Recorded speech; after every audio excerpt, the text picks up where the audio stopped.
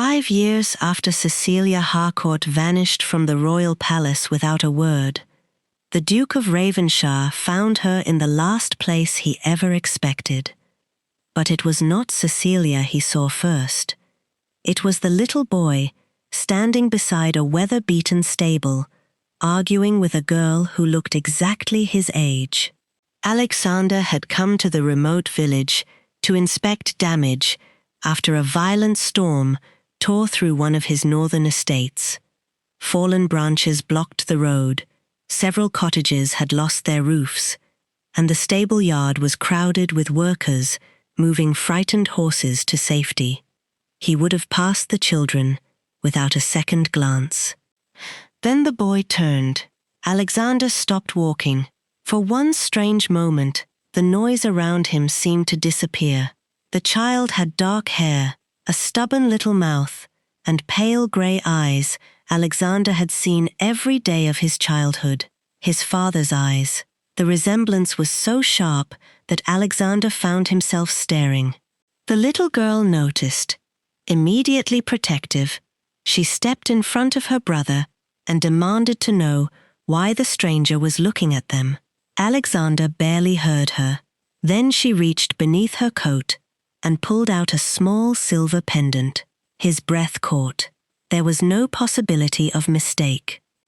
Alexander had commissioned that pendant himself.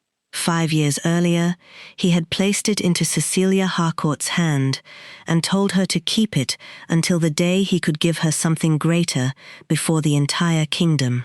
3 nights later, Cecilia disappeared. Alexander took a step toward the children. Before he could ask a single question, a woman's voice cut across the stable yard. "Theo! Clara! Come away from him!" Alexander knew that voice. He turned slowly. Cecilia stood several yards away, alive. For 5 years, he had imagined this moment in 100 different ways. He had imagined anger, explanations, perhaps even indifference. He had never imagined fear, yet Cecilia was staring at him as though he were the man she had spent 5 years trying to escape. She looked older, calmer, and somehow stronger than the young woman who had once stood beside him in a private chapel and promised to become his wife. Alexander's gaze moved back to the children. He asked their age. Cecilia said nothing, but Theo answered before she could stop him. They were 5. 5. Alexander looked at the boy, then at the girl, then at Cecilia, and suddenly, the past came rushing back. 5 years earlier, the royal winter ball had been meant to change everything. Only days before it, Alexander and Cecilia had married quietly under royal license. At the ball, Alexander intended to announce before the court that Cecilia Harcourt was no longer merely the woman he loved. She was the Duchess of Ravenshire. But Cecilia never heard that announcement. Before midnight, a sealed document was delivered to her chamber, accusing her of stealing confidential royal papers. It carried Alexander's seal. Then came a second message: "Leave the palace before midnight, or the Duke will have you arrested for treason." Cecilia tried to reach him. The palace guards refused to let her pass. Terrified and believing the man she loved had betrayed her, she fled before dawn, with only her maid Agnes beside her.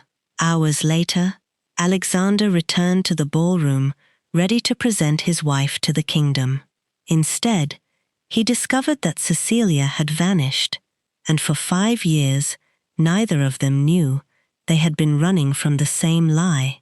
The cruelest part was that neither Alexander nor Cecilia had ever stopped loving the other when they were torn apart. Their marriage had not been an arrangement between powerful families. There had been no royal bargain, no threatened inheritance, no reluctant vows spoken before strangers. Alexander had chosen Cecilia because, in a court filled with people who bowed to his title, she had been one of the few who spoke to the man beneath it, and Cecilia had chosen him knowing exactly how difficult that life could become. They had married quietly because Alexander wanted the announcement to be theirs. One perfect evening before the entire court learned that Cecilia Harcourt would become Duchess of Ravenshire, but there was one man for whom that marriage meant disaster. Lord Edmund Vale was Alexander's cousin, and, until Cecilia became his wife, the closest thing Ravenshire had to an heir. Alexander had no brothers, no sisters, no children. If he died without a legitimate heir, the dukedom, its estates, its wealth, and generations of influence would eventually pass to Edmund. A wife threatened that future. Children could destroy it completely. After Cecilia disappeared, Alexander refused to believe she had left willingly. For weeks, he searched. Carriages were stopped on roads beyond the capital. Inns were questioned. Ports were watched. Messengers carried her description through neighboring counties.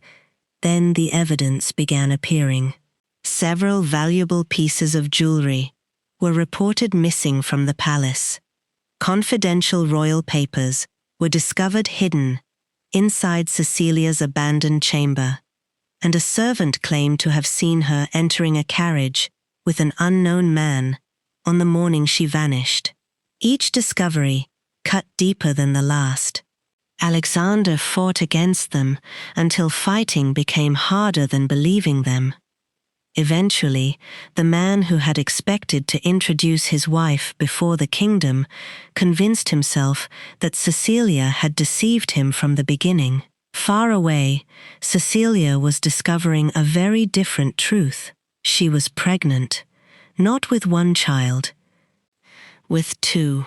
Months later, in a small country house where almost no one knew her real name, Cecilia gave birth to Theo and Clara. She wrote to Alexander soon afterward. Then again, and again, she told him she was alive. She tried to explain what had happened at the palace. She told him about the children. No answer ever came. Cecilia could not know that Alexander never saw a single letter. Somewhere inside Ravenshire, every message carrying her name was intercepted before it reached him. Then, strangers began asking questions in villages near her hiding place.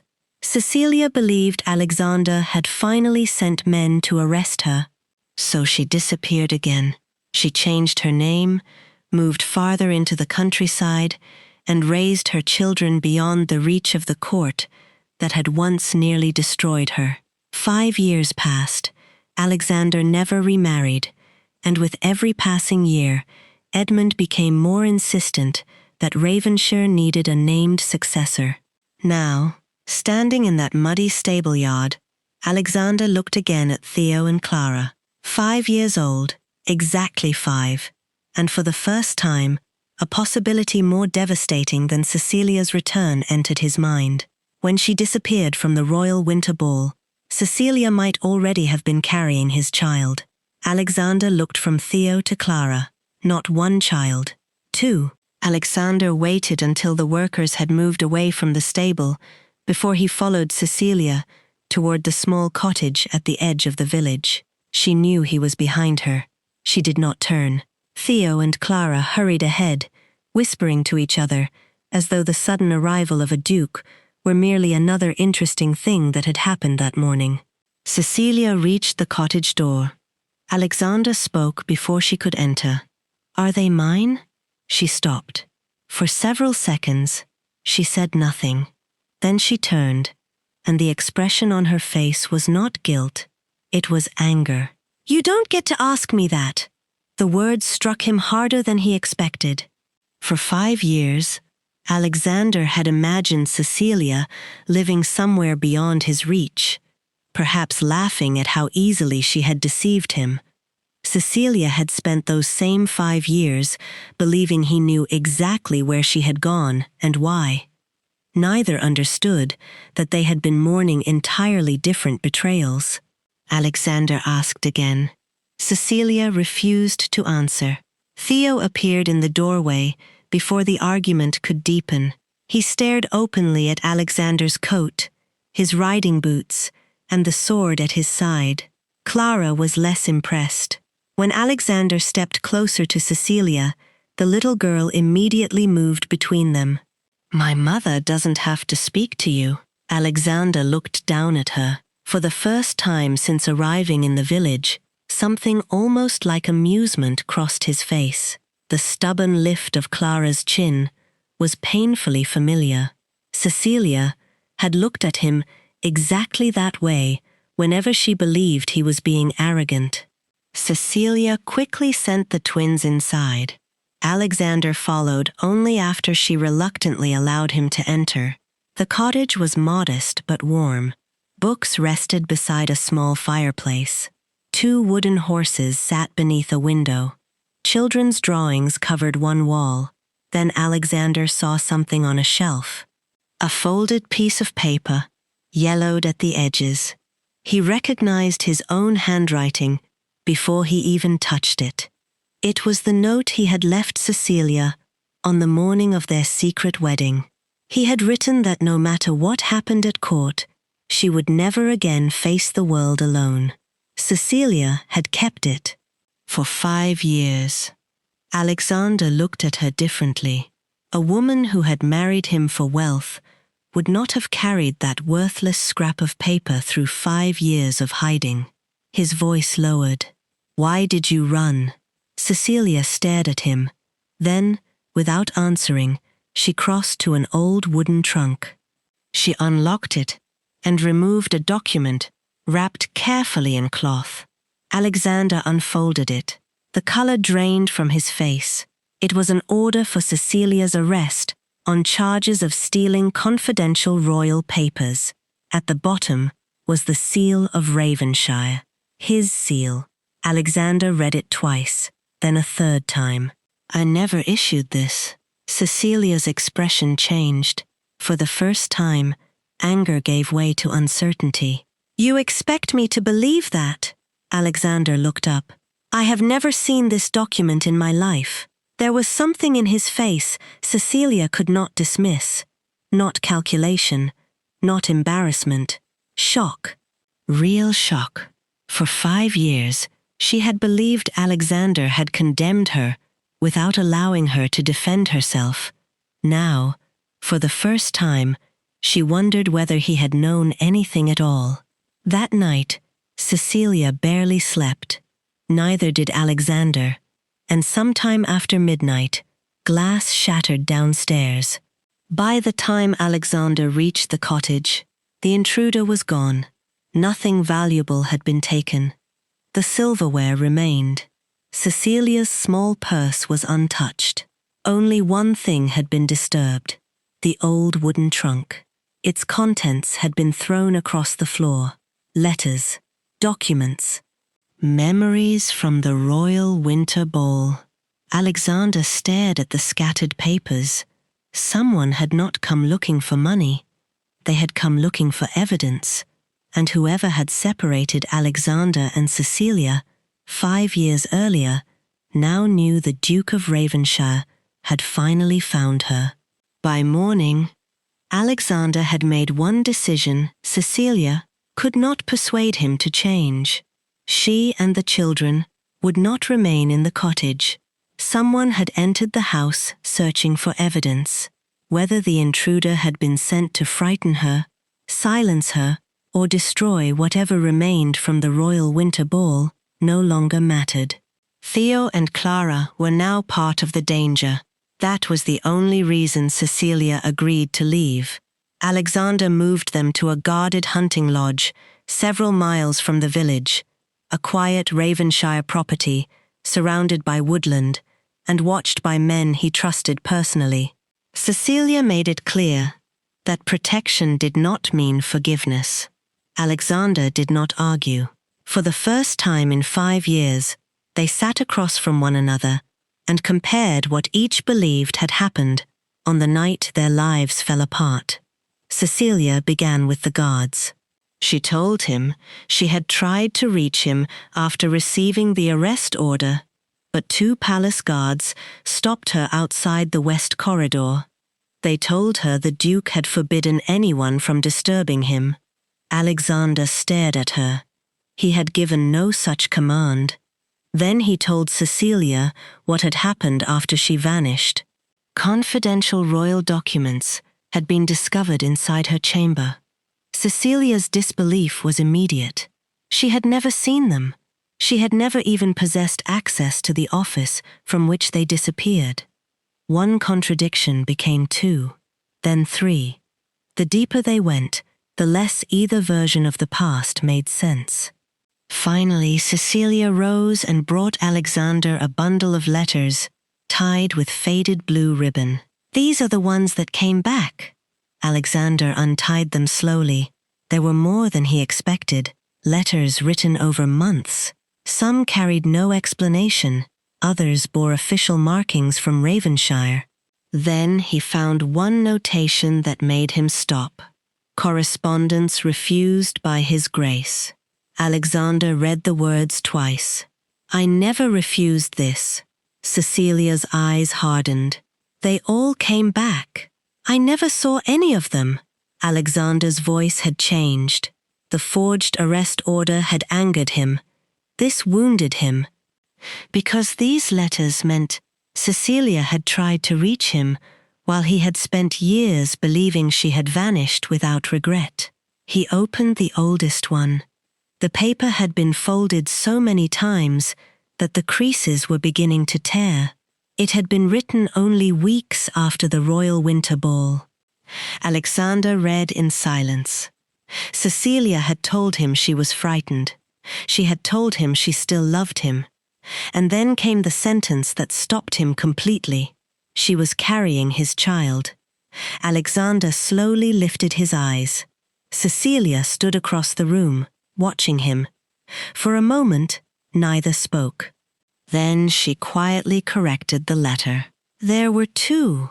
Alexander turned toward the open doorway. Outside, Theo was attempting to climb a low stone wall, while Clara warned him that he was going to fall.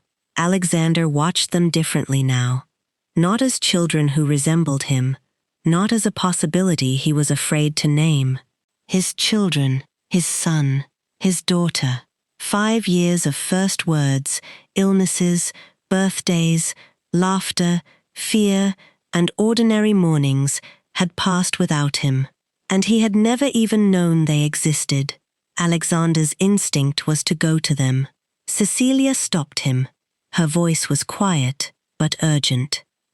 "If someone did this to keep us apart, then Theo and Clara are not simply proof that we were married." Alexander looked back at her. "They are heirs." Cecilia nodded. And that changed everything, because for 5 years, Ravenshire had believed Alexander childless. Only one man had benefited from that belief more than anyone else. One man had spent years urging Alexander to settle the succession. One man stood to inherit almost everything if Alexander died without legitimate children. Alexander already knew the name before Cecilia said it. Lord Edmund Vale, his cousin, and perhaps the man who had stolen 5 years from all 4 of them. Alexander did not tell Theo and Clara the truth immediately. For the first time in his life, the Duke of Ravenshire was afraid of saying the wrong thing. He had spent years commanding soldiers, servants, tenants, and councilmen. He could enter a crowded hall and silence it with a glance. But 2 5-year-old children made him hesitate. Eventually, Cecilia sat with them beside the fire and explained that Alexander was not simply a duke they had met by chance. He was their father. Theo's eyes widened. His first question was not about where Alexander had been or why no one had told them. He wanted to know whether Alexander really lived in a castle. Alexander almost laughed. Part of the year. Theo immediately wanted to know how many horses were in the stables. Clara said nothing. She watched Alexander for a long moment with the same guarded expression Cecilia had worn when he first found them. Then she asked the question no adult in the room wanted to hear. "If you're our father, where were you?" The silence that followed seemed to fill the entire lodge. Alexander could have blamed Cecilia. He could have blamed Edmund. He could have explained forged documents, intercepted letters, and 5 years of deception.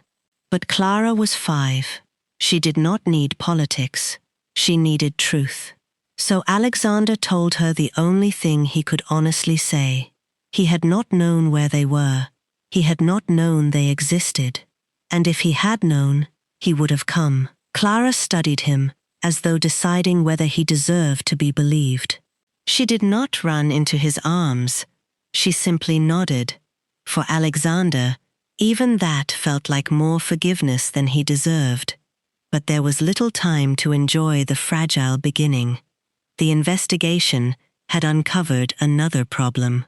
Alexander ordered the palace registry checked for the record of his marriage to Cecilia. It was gone. The chapel book still showed that a ceremony had taken place, but the official signed entry that proved Cecilia had legally become Duchess of Ravenshire had disappeared shortly after the royal winter ball. Without that document, Edmund could claim their marriage had never been valid. And if the marriage could not be proven, Theo and Clara's right to inherit Ravenshire could be challenged. Then Agnes remembered something.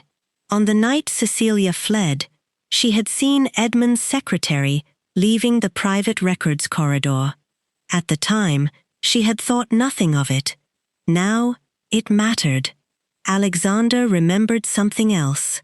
During the months before the royal ball, Edmund had been acting as a state steward, while Alexander attended the royal council. That position had given him temporary access to the ducal seal, the same seal that appeared on Cecilia's false arrest order. Suddenly, the pattern became impossible to ignore. The forged command, the planted royal papers, the intercepted letters, the missing marriage record, none of it had been random. Edmund had needed Cecilia gone. He had needed Alexander to believe she had betrayed him. And most of all, he had needed Ravenshire to remain without an heir. Because if Alexander eventually died childless, everything would pass to Edmund. Before Alexander could gather enough proof to confront him, hoofbeats sounded outside the lodge. A carriage had arrived. Edmund stepped out, wearing the calm smile of a man who believed he was entering a situation he could still control. Then he saw Cecilia. For one brief second, the smile disappeared. It returned almost immediately. His gaze shifted toward Theo and Clara. He looked at their faces, then at Alexander. And Cecilia knew from that single expression that Edmund understood exactly who the children were. He entered the lodge with perfect courtesy. He greeted Alexander. He greeted Cecilia as though seeing a ghost. Then his voice hardened. Cecilia Harcourt, he reminded them, was still formally accused of stealing confidential royal documents 5 years earlier. Until those charges were cleared, she remained subject to arrest. Alexander stepped between Edmund and Cecilia, but Edmund only smiled, because he had not come alone. Royal officers were waiting outside, and Edmund had brought an arrest warrant. Edmund's evidence looked convincing enough to frighten even Alexander's own advisors. The arrest warrant bore the proper royal markings. The old accusations against Cecilia remained in the palace records, and with the official marriage entry missing, Edmund had exactly the opening he needed. He claimed Cecilia had returned after 5 years with 2 children and a convenient story. According to him, there had never been a lawful marriage. The ceremony had been invented. The children were not legitimate heirs to Ravenshire, and Cecilia had forged the entire story because she knew Alexander had never married another woman. For Cecilia, hearing those accusations felt like being dragged back into the royal winter ball. Once again, documents mattered more than her word. Once again, powerful men were deciding what had happened to her, without asking whether any of it was true. Alexander's advisors pulled him aside. They warned him that publicly declaring Theo and Clara his heirs before proving the marriage could throw Ravenshire into a succession crisis. Edmund could appeal to the crown. Rival families could challenge the children's legitimacy. Every decision Alexander made afterward could become vulnerable. Cecilia heard enough to understand the danger, but she also heard Alexander refuse to publicly name the twins until he could protect their claim beyond dispute. To him, it was caution. To Cecilia, it sounded painfully familiar. 5 years earlier, she had believed Alexander chose his title over her. Now she feared he was preparing to do it again. That evening, while Alexander met with his advisors, Cecilia quietly packed the children's things. She would not allow Theo and Clara to become weapons in a battle for Ravenshire. If staying meant watching them be called liars and illegitimate before the entire kingdom, she would disappear again before allowing that to happen. Agnes found her fastening Clara's cloak. For several moments, the older woman said nothing. Then she suddenly remembered something from years earlier. Royal marriages involving titled families were not recorded only once. There were 2 official copies. One remained in the palace chapel. The other was sent beyond the household entirely. To the Crown Archive. Cecilia stopped packing. Alexander was informed immediately. By dawn, he was riding for the capital. The archive stood beneath the old royal court, where generations of treaties, marriages, inheritances, and succession records had been preserved beyond the reach of individual noble houses. Alexander requested the register from 5 years earlier. The clerk opened it, and there it was. Alexander Ravenshire, Cecilia Harcourt, their signatures, the royal license, the witnesses, the date of their marriage. Edmund had destroyed the palace copy. He had forgotten the crowns. Cecilia had been Alexander's lawful wife before she disappeared. Theo and Clara were legitimate heirs. But Alexander was no longer satisfied with proving what Edmund had lied about. He wanted to prove who had created the lie. The next discovery came from the palace correspondence office. Old routing records showed that letters sent under Cecilia's name had repeatedly been removed from the Duke's private correspondence and redirected elsewhere. The authorization had come from the Estate Administration Office, the same office Edmund had controlled. 5 years of silence had not happened by accident. Someone had made sure Alexander never heard Cecilia trying to reach him. Now he finally had enough. Alexander could have confronted Edmund privately. He could have demanded a confession behind closed doors. Instead, he did something Edmund never expected. He summoned the royal council, nobles, ministers, palace officials, and witnesses from the original scandal were ordered to attend.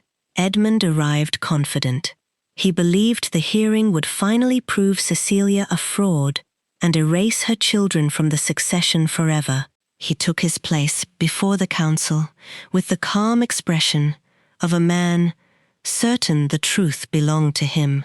Across the chamber, Alexander stood beside Cecilia, and for the first time in 5 years, he was not preparing to defend the reputation of Ravenshire. He was preparing to destroy the lie that had nearly destroyed his family. By the time the royal council assembled, word of Cecilia's return had already spread through the capital. The same noble families who had whispered about her disappearance 5 years earlier now filled the chamber, eager to see whether the woman once accused of betraying Ravenshire had truly returned with the Duke's children. Edmund understood the power of that audience, so he attacked first. He stood before the council and painted Cecilia as a desperate woman who had returned only because Alexander had never remarried. According to Edmund, she had invented a secret marriage, produced 2 children, and now hoped to place them between him and the Ravenshire inheritance. Cecilia remained still. 5 years earlier, accusations like those had driven her from the palace. This time, she did not move, and Alexander said nothing. Edmund mistook his silence for uncertainty. It was not.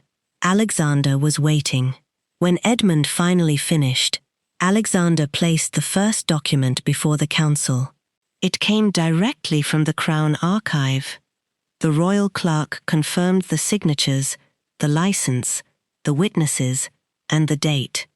Alexander Ravenshire and Cecilia Harcourt had been lawfully married before the royal winter ball. A murmur spread through the chamber. Edmund's expression tightened. If the marriage was legal, then Theo and Clara had been born within it. They were not impostors. They were the legitimate heirs of Ravenshire. Then Alexander produced the correspondence records. For years, Cecilia's letters had been redirected before they reached him. The authorizations traced back to the estate administration office Edmund had controlled. Edmund immediately blamed his staff. That was when Agnes stepped forward. She told the council what she had seen on the night Cecilia disappeared. Edmund's secretary leaving the private records corridor. The secretary denied it. Then another witness was brought in, an aging palace guard. For 5 years, he had carried the memory of what happened outside Alexander's chambers during the royal winter ball. That night, Cecilia had begged to see her husband. The guard had refused her, not because Alexander ordered it, because he had been paid to keep her away. The payment had come through Edmund's secretary. The chamber went silent, but Alexander was not finished. The final evidence explained why Cecilia had been framed in the first place. The confidential papers, supposedly discovered in her room, contained records of royal relief money intended for villages damaged by flooding. Money had disappeared. The accounts led through companies connected to Edmund. Cecilia had never stolen those documents. They had been planted in her chamber because blaming her accomplished 2 things at once. It buried evidence of Edmund's theft, and it removed the woman who could give Alexander a legitimate heir. Edmund began shouting that the records were fabricated. His secretary broke before he did. Under questioning, the man admitted everything. Edmund had ordered him to use the ducal seal while Alexander was away from his private office. He had prepared the false arrest order. He had helped intercept Cecilia's letters. He had arranged for the marriage record inside the palace to disappear. And after Alexander found Cecilia, Edmund had sent someone to search her cottage for whatever evidence she still possessed. For the first time, Edmund had no answer. The man who had spent 5 years positioning himself to inherit Ravenshire finally understood that he would inherit nothing. The crown ordered his arrest. His place in the succession was revoked, and the accusations against Cecilia were formally withdrawn. Only then did Alexander call Theo and Clara forward. Before the nobles who had once believed Cecilia a traitor, he acknowledged them as his son and daughter and the lawful heirs of Ravenshire. But when attention turned to Cecilia, Alexander did not announce her future for her. 5 years earlier, too many men had made decisions in her name. He would not become another. Alexander simply looked at her and held out his hand. The choice was Cecilia's. For a moment, She remained where she was. Then she looked around the chamber she had once been forced to flee in disgrace. This time, nobody was driving her away. Cecilia stepped forward on her own. And when she took her place beside Alexander and their children, the court finally saw the truth. The woman who had disappeared from the royal winter ball as an accused traitor had returned 5 years later as what she had been all along, the lawful Duchess of Ravenshire. Several months passed before Ravenshire began to feel like a home again. Cecilia returned with Theo and Clara, but nothing was magically repaired simply because Edmund had been exposed. 5 years of hurt could not be erased by one hearing, one apology, or one public declaration.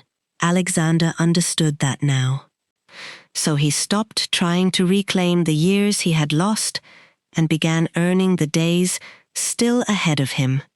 With Theo, that meant long afternoons in the stables and endless questions about horses, roads, and the enormous estate maps covering Alexander's study walls. Theo wanted to know where every river led and why every village belonged where it did. Clara was different. She questioned nearly every rule Alexander made. When he told her she was too young to ride alone, she demanded to know who had decided that. When he insisted she attend her lessons, she wanted to know why Theo was allowed to spend longer in the stables. Alexander pretended to find her exhausting. Cecilia knew he secretly adored it, and slowly she began trusting him again. Not because Alexander promised never to fail her, but because he finally understood that loving Cecilia did not give him the right to make her choices. Then winter returned. The palace held another royal winter ball. The chandeliers glittered above the same ballroom. The orchestra played beneath the same gilded balconies. 5 years earlier, Cecilia had left this room believing her husband had condemned her. Now Theo and Clara were laughing nearby, surrounded by people who knew exactly who they were. Alexander crossed the ballroom toward Cecilia. He stopped before her, but he did not simply take her hand. He offered his. "We never finished our dance." Cecilia looked at the hand, then into his eyes. "No, we didn't." Alexander waited. "May I?" For a moment, Cecilia said nothing. Then she placed her hand in his. And beneath the same chandeliers that had once witnessed the beginning of their separation, Alexander and Cecilia finally finished the dance stolen from them 5 years before. Edmund had taken their time. He had stolen birthdays, first words, letters, and years that could never be returned. But he had failed at the one thing that mattered most. He had not been allowed to decide how their story ended. And if this story entertained you, moved you, or kept you guessing until the very end, consider joining our growing community by subscribing to the channel for more stories of hidden heirs, betrayals, forbidden love, and shocking palace secrets.